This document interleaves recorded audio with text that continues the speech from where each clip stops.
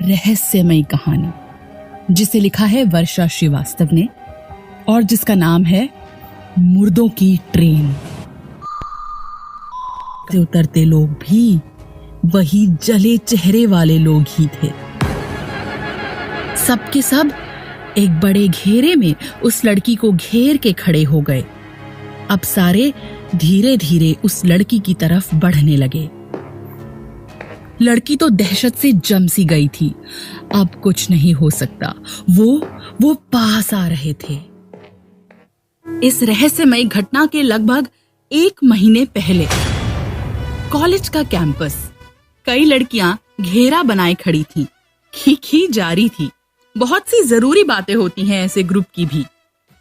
किसी का किसी से अफेयर, कोई नई रिलीज हुई फिल्म जिसमें हीरो ने शर्ट उतारी हो, कोई प्रोफेसर जो विग लगाना भूल गया हो, या फिर जूनियर्स जिनका बकरा बनाना हो।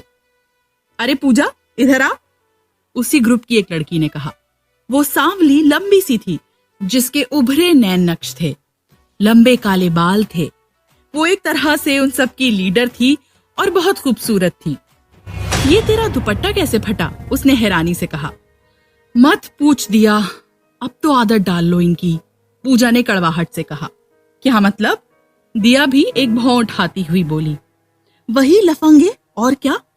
कॉलेज में कंप्लेंट करो तो वो उनकी जिम्मेदारी नहीं। पुलिस वाले कान में तेल डालकर बैठे हैं।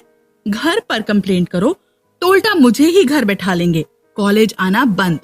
वो बोलती हुई रोआसी सी हो गई। ये उस कॉलेज की हर लड़की की समस्या थी। कॉलेज आने जाने का जो एकमात्र रास्ता था, वहां अक्सर लफंगों का जमघट लगा रहता था, जो अश्लील फप्तियों के अलावा कई बार हाथ मारने, दुपट्टा खींचने या पान थूकने से भी नहीं चूकते थे। लड़कियों ने कई बार शिकायत की थी, पर पुलिस ने कुछ नहीं किया, क्योंकि उन लफंगों में कुछ स्थानीय पार्टी के कार्यकर्ता भी थे। और दिया, अब तो कॉलेज के लड़कों की भी हिम्मत बढ़ती जा रही है। उन लोगों ने जब ये दुपट्टा खींचा तो वो मरा कमीना दीपक भी वहीं था, पूजा कलपती हुई बोली। दिया गंभीरता से कुछ सोच रही थी। क्लासरूम, लेक्चर जारी था। दिया ने अपनी बाईं तरफ देखा। दीवार से लगी बेंच पर वो बैठा था, दीपक। शक्ल ही बता रही थी कि अंदर कितनी गंदगी भरी हुई थी। ये वो लोग थे जिन्हें उनकी माँ बाप की औलाद बोलना गलत था। हाँ, उनकी गलती जरूर कहा जा सकता था। दीपक ने हैरानी से देखा तो दिया उसे ही देख रही थी। वो मुस्कुरा दी। जवाब में वो भी हंसा और गुटखे से रचे घिनौने दांत बाहर आ गए। दिया उसे देख रही थी। ये उसकी औकात के बाहर की बात थी। कुछ देर बाद उसकी टेबल पर आकर कुछ पड़ा। उसने देखा कि वो गुड़ी मुड़ी कागज का गुटका सा था। उसने खोलकर देखा, तुम्हारे हॉस्टल के पीछे रात के 11 बजे। उसने हैरानी से वापस दिया को देखा, जो अभी भी उसे देखकर मुस्कुरा रही थी। वो गुब्बारे की तरह फूलने लगा। दिया उसे मिलने बुला रही थी, रात को अकेले में। रात का 11 बज रहा था। वो हर थोड़ी थोड़ी देर में खिड़की पर जाकर देख रहा था। कुछ देर बाद एक सीटी सुनाई दी उसे। उसने फिर से खिड़की से झांका। बाहर दिया खड़ी थी और उसे देखकर वैसे ही मुस्कुरा रही थी। उसने जैसे तैसे खुद को रोका खिड़की से कूदने से, जल्दी से पलटा और एक वाहियात से परफ्यूम की आधी बोतल खुद पर खाली कर ली और भागता हुआ नीचे पहुंचा। पर दिया गायब थी। दिया, दिया, अरे कहाँ गई तुम? अरे झाड़ियों के पीछे हो का? अरे काहे शर्मा रही हो? खुद ही तो बुलाए थी हमको, आए? अरे पीछे से कोई आया और ऊपर से उसके चेहरे और गर्दन को काले कपड़े से ढक दिया और झाड़ियों में खींच लिया। और फिर कहीं से 4-5 साए प्रकट हुए और उसके बाद हॉकी, लठ, सैंडल, थप्पड़, लात, घूंसा, कुछ भी ऐसा बाकी नहीं था जिसका स्वाद उसे न मिला हो। पर ये तो कहता है कि इसने आपको ही देखा था, इंस्पेक्टर पांडे ने कहा।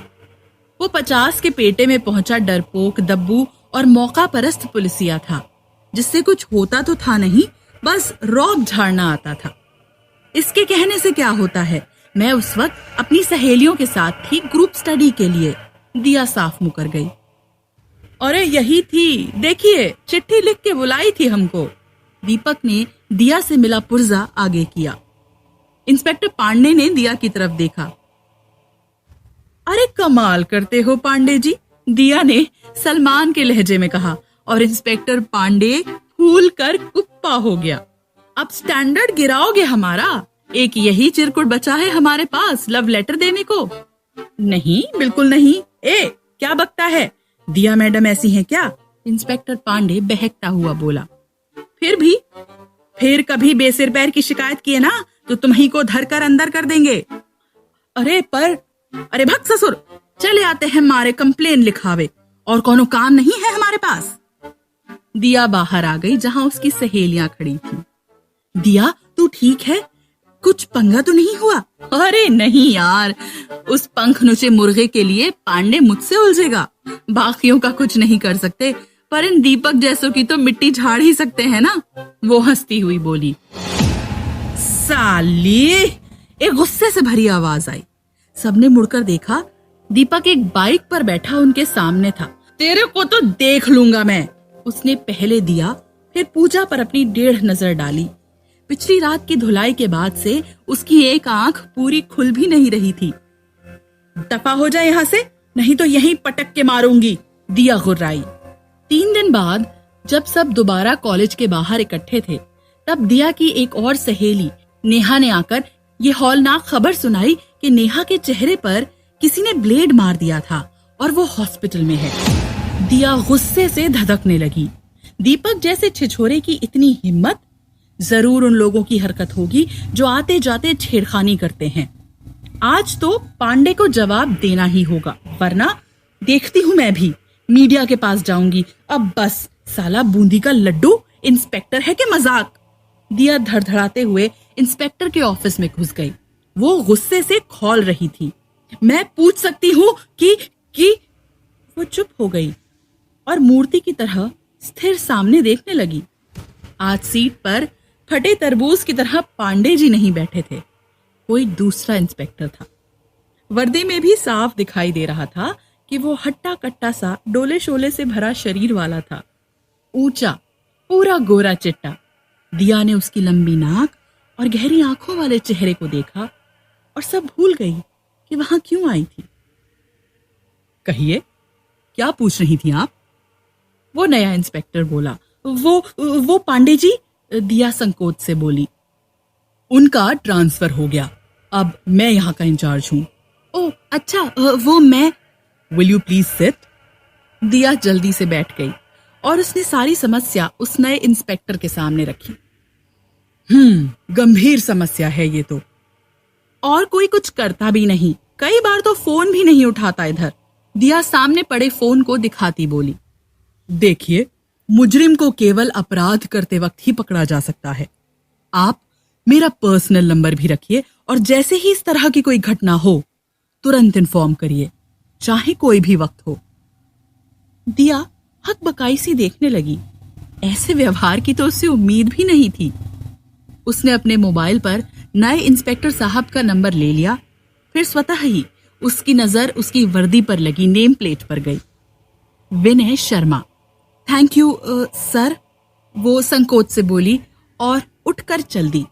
बाहर आते समय न वो ये सोच रही थी कि पूजा का क्या होगा, क्या उन बदमाशों को सजा मिलेगी? नहीं, ये सब कुछ नहीं। उसके दिमाग में तो एक ही बात चल रही थी, यार कितना हैंडसम है।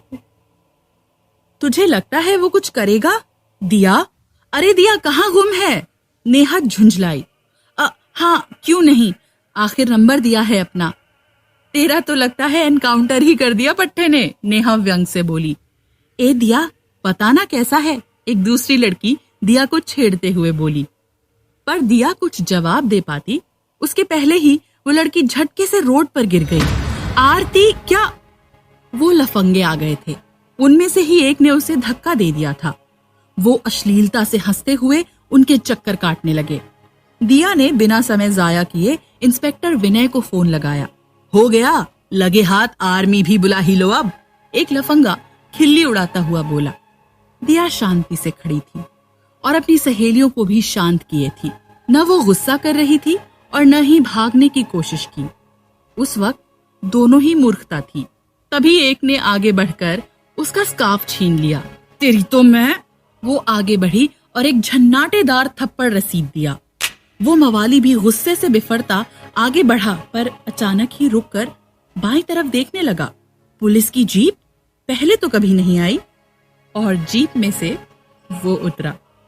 दिया भूल गई कि वहां क्या हो रहा था। क्या बाइसेप्स हैं कसम से। फिर वो हुआ जो कभी नहीं हुआ था, जमकर गिरफ्तारियां हुई। कई लफंगों पर तो विनय ने हाथ भी सेके। अब आखिरी लफंगे को पकड़कर जीप में डाल दिया गया तो वहां तालियों की गड़गड़ाहट गूंज उठी। कई आसपास के लोग, दुकान वाले भी त्रस्त थे उन लफंगों से। किसी को तो कंप्लेंट दर्ज करानी होगी, विनय ने कहा।